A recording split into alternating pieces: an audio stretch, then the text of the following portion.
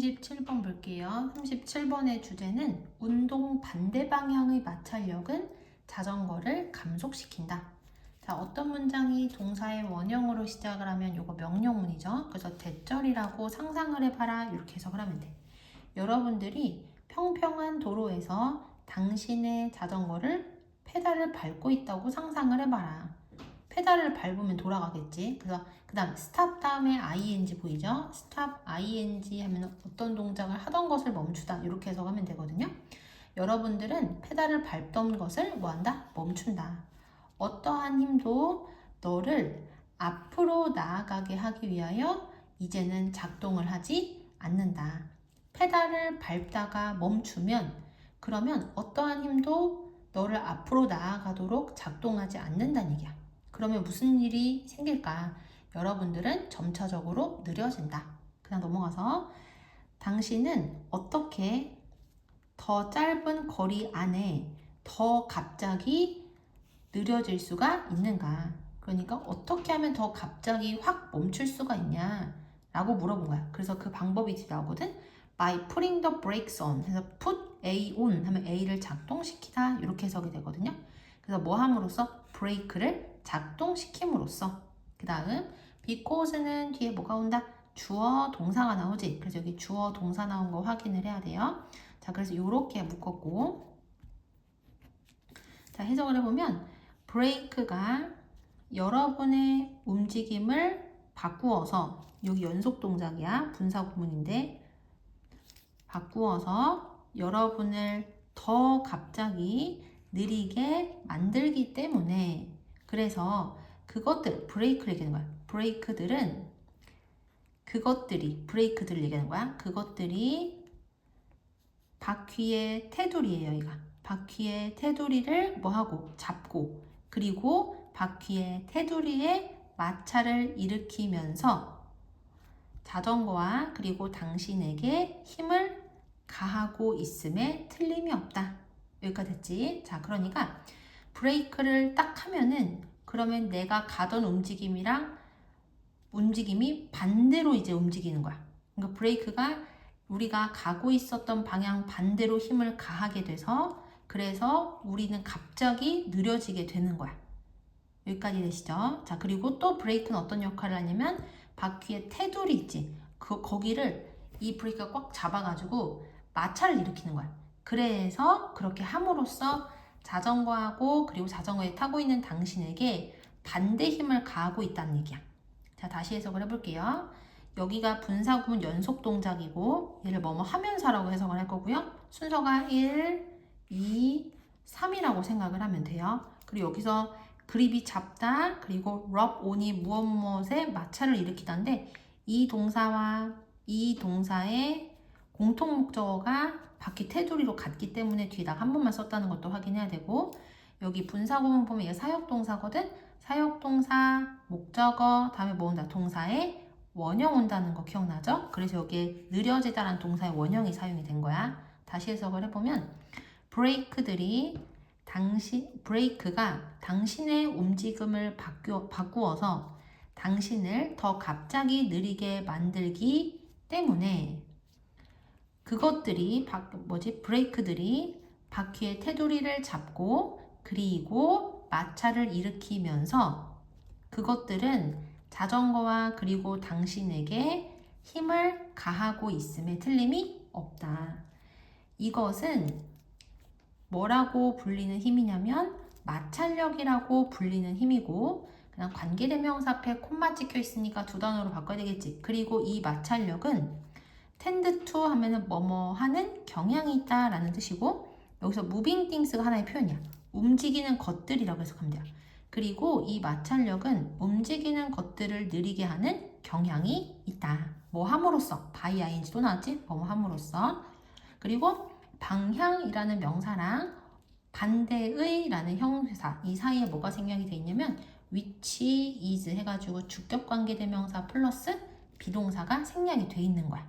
그리고 얘는 동격을 나타내고요. that is는 무슨 뜻이냐면 다시 말해서 라는 뜻의 접속 부사야. 부사라는 건 무조건 있어야 된다? 없어도 된다? 없어도 되는 건데 이해하기 편하라고 얘를 집어넣은 거야. 됐죠? 다시 해석을 해보면 이것은 마찰이라고 불리는 힘이고 그리고 이것은 관계대명사니까 뒤에서 앞으로겠지?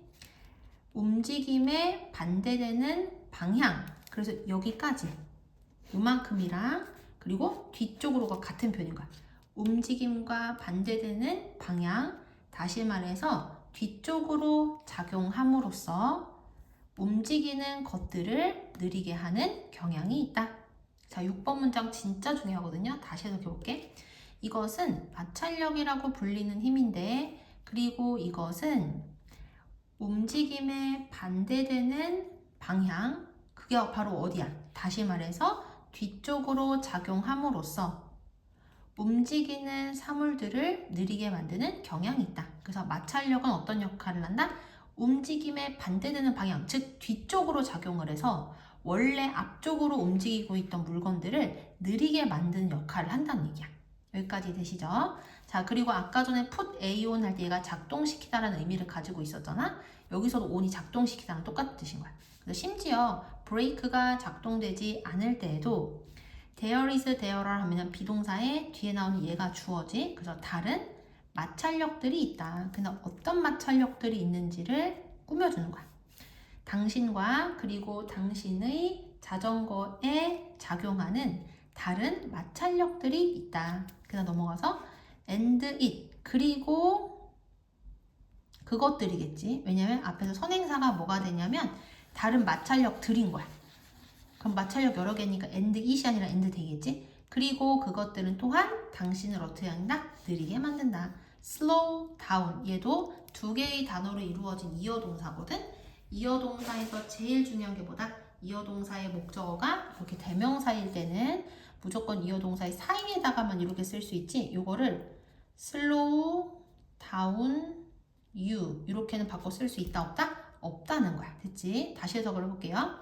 심지어 브레이크가 작동하지 않을 때에도 당신과 그리고 당신의 자전거에 작용하는 다른 마찰력들이 있는데 그리고 그것들은 또한 당신을 어떻게 한다? 느리게 한다. 여기까지 됐지? 자, 그러니까 브레이크를 안 잡아도 그치? 브레이크를 안 잡아도 그래도 자전거에는 다른 마찰력이 있어서 결국에는 속도가 줄어든다는 얘기야. 자, 그래서 그러한 예시가 뭐가 있는지가 뒤에 나오거든. one of 뒤에는 무슨 명사가 온다? 복수 명사가 온다. 그래서 이것들 중 하나는 축에 뭐하는? 닿는, 그지? 축에서 마찰을 일으키는 이라고 해석해도 돼요. rub이라는 단어가 마찰을 일으키다라는 뜻도 있거든. 그래서 그것들 중 하나는 축에서 마찰을 일으키는 뭐다? 바퀴들이다. 그래서 그것들 중 하나는 바퀴가 돌아갈 때, 바퀴 축이 돌아갈 때 생기는 마찰력이다 라고 얘기한 거야. 자, 그 다음 두 번째는 또 다른 것은 공기의 저항인데 그 다음 여기서 관계대명사 계속적 용법이니까 두 단어로 바꿔야 되는데 얘는 무슨 격 관계대명사냐면 목적격 관계대명사야. 그러면 우리가 똑같이 두 단어로 바꾸지만 접속사는 항상 관계대명사 대신에 쓰면 되고 목적격 관계대명사면 뒤에 목적어가 없는 거잖아. 그래서 비어있는 목적어 자리에다가 이 선행사를 대명사로 바꾸는 거야. 선행사 공기의 저항 단수죠. 그래서 이렇게 바꾼 다음에 해석을 하면 되고 콤마 ing 이거 뭐예요? 분사 구문이죠. 됐지? 자, 그다음 넘어가서 as로 시작하는 부사절이 여기까지인 거야. 여기서 as는 해석이 어떻게 되냐면 뭐뭐 할 때 이렇게 해석을 할 거야. 자, 해볼게요. 또 다른 것은 공기의 저항인데 그리고 너는 여기까지 됐지? 그리고 너는 너와 자전거가 어디로? 앞으로 움직일 때 됐지? 당신을 뒤쪽으로 뭐 하는 거? 뒤쪽으로 미는 것을 뭐 할 수 있다? 느낄 수 있다. 됐지? 다시 또 다른 것은 공기의 저항인데 그리고 당신은 그것을 느낄 수 있대. 그러니까 공기의 저항을 느낄 수 있대. 끊고 언제? 당신과 자전거가 앞으로 나아갈 때 당신을 뒤쪽으로 밀고 있을 때 이렇게 됐죠? 자, 그런데 다시 정리해보면 또 하나는 공기의 저항인데 당신과 자전거가 앞쪽으로 움직일 때 그때 당신을 뒤쪽으로 뭐 하면서 밀면서 그것을 느낄 수 있다. 자, 그럼 해석 순서 1, 2, 그 다음에 3, 4야. 다시 또 다른 것은 공기의 저항인데 당신과 그리고 자전거가 앞으로 움직일 때 당신을 뒤쪽으로 밀면서 그것을 느낄 수 있다. 자, 그래서 방금 전에 우리가 6, 7번 문장에서 브레이크를 안 잡아도 그래도 자전거에는 다른 마찰력이 있어서 결국 속도가 줄어든다 한 다음에 또 다른 마찰력의 예시가 뭐였었냐면 바퀴축이 돌아갈 때 생기는 마찰력이 나왔었고 그 다음에 또 어떤 마찰력이 나왔냐면 공기의 저항이라는 마찰력이 나왔는데 바람의 저항이라고 생각하면 돼. 우리가 앞으로 나아가려고 할 때 바람이 뒤에서 밀어내는 느낌이 드는 거, 이것도 마찰력의 일종이다 라고 얘기를 한 거야.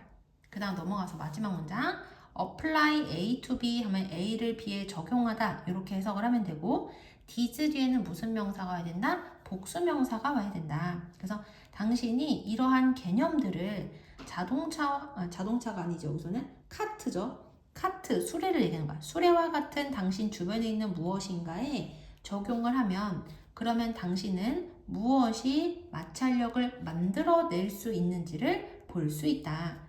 땡땡 하고서는 뒤에 예시를 지금 얘기를 해주는 거야. 이렇게 됐지? 주로 그것들이 회전을 할 때 본체에 뭐하는 마찰을 일으키는 그러한 축들. 자, 그래서 마지막 문장은 이러한 원리들을 카트, 수레와 같은 데다 적용을 해보면 어디에서 마찰이 생기는지를 알 수가 있는 거야. 예를 들어서 바퀴의 축이 돌아가면서 차체랑 닿는 부분에서 그런 게 생긴다는 거지. 그래서 이 내용은 정리하자면 자전거가 멈추는 과정을 통해서 마찰력이 무엇이고 어떻게 적용하는지를 설명을 해주고 그 원리를 수레와 같은 다른 물체에도 적용할 수 있다는 내용이야.